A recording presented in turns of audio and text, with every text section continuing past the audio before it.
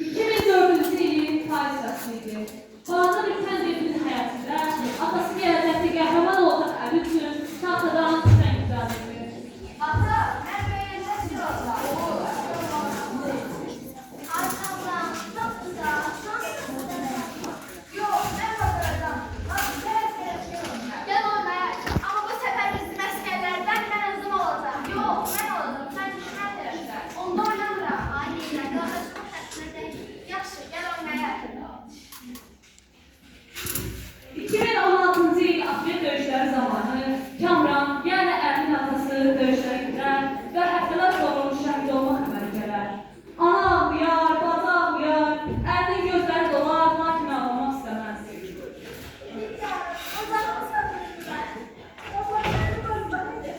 Atam, qəhrəman atam, bizi qoyub hara getdin?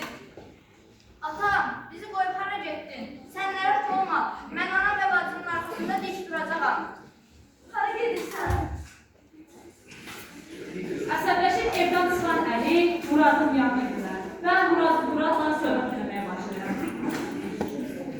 Şərəfsiz düşmən alçaqlar atamı öldürdü. Başını sağlama sağlamışsan alacaqsan. Rəna da Əlinin dostlarından biridir. O da xəbərlərə eşitmişdi. Eşidən saat Əli ilə doğru yol almışdı. Qapını döyər və qapını elan açar.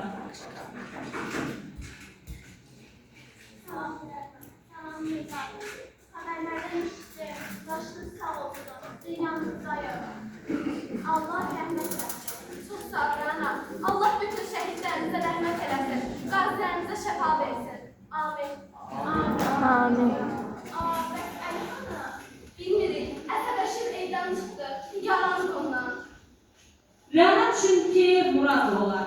Gedir Murad bir tərəfə. Onları görən saat onların yanına yaxınlaşar. Başınız sağ olsun Əli, uzaq olacaqlar. Ağlama yaşından sən əskər olsan, saçmalacaqsan.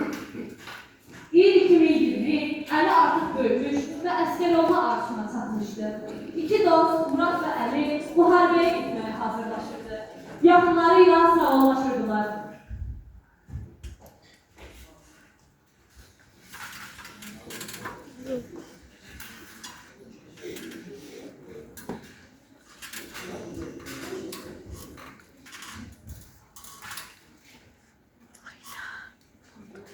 Gözler olsun.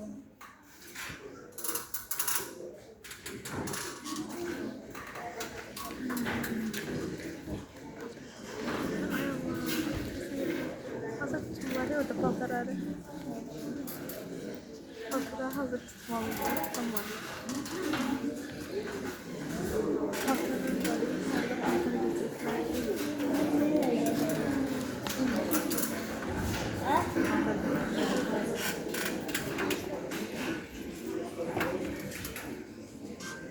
ay, daha yine tutarım canım.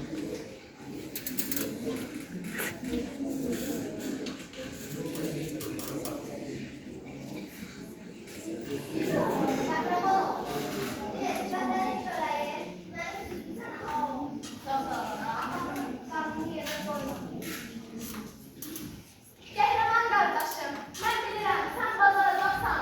Torpaqlarımızı mənfur düşman tapdağı altından azad edəcəksən.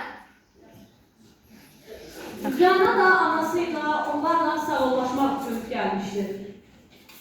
Sağ ol, səhvizə, siz sizə sağ salamat qardaşım, ümid edirsiniz.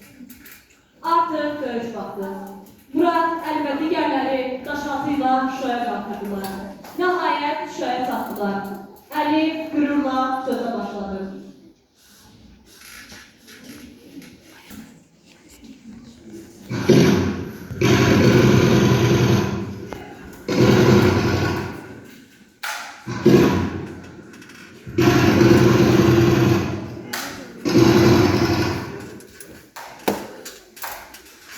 Az sonra kıskın döyüş başladı. Azərbaycan ordusu nailiyyətlər qazanırdı, lakin şəhidlər də oldu. Onlardan biri də Əli can dostu Murad idi. Murat, ne oldu sana? Hayır, Murat. Sen ne yapıyorsun?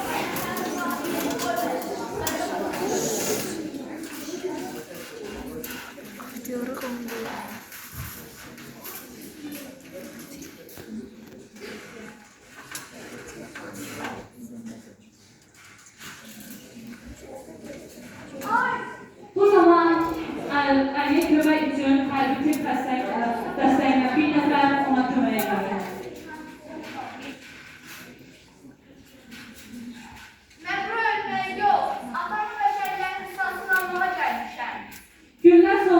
döyüşlər başa çatmışdı.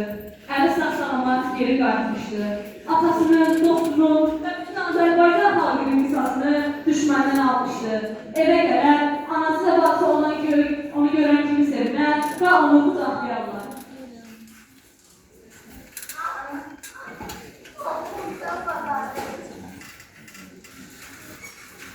İkiz qardaşım, mən sənə nə yeşil batacaqsan deyə.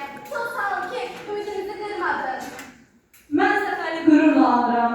Çünki bu torpaq azadlığı, bu səma rahatlığı bizə, əsgərlərimizin daha doğasına qismət olub. Onlar döyüşdülər ki, biz rahat nəfəs alaq, gülək, oxuyaq, yaşayaq və vətən sevək. Biz müharibə istəmirik. Çünki müharibələrdə analar ağlayır, uşaqlar atasız qalır. Qoy müharibə yalnız tarix kitablarında qalsın. Biz isə sülhün səhifələrini yazaq. Mən istəyirəm ki, dünyanın toplar deyil, uşaq gülüşləri səsləndirsin. Biz qalib xalqıq, bəli, amma ən böyük qələbə sülhü qorumaqdır. Uşaqların sevimli olsun bu torpağın ən güclü səsi.